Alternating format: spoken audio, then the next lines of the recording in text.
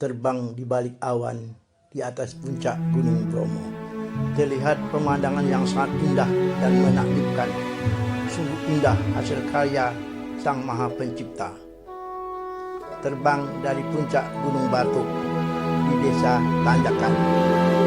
Untuk dapat mencapai puncak Gunung Batuk ini dapat dilakukan melalui dua jalur. Jalur pertama melalui Pasuruan.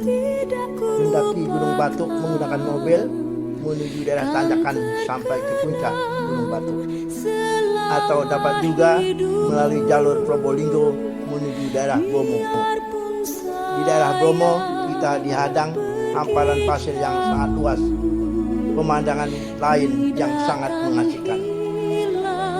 Selama melintasi padang pasir itu, kita disuguhi oleh pemandangan yang indah dan mengasihkan.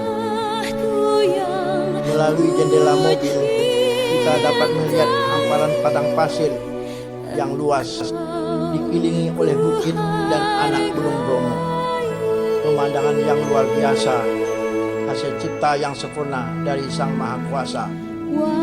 Terus bergerak melintasi padang pasir, perjalanan dilanjutkan dengan mendaki Gunung Batuk menuju desa Tanjakan sampai ke puncak Gunung Batuk.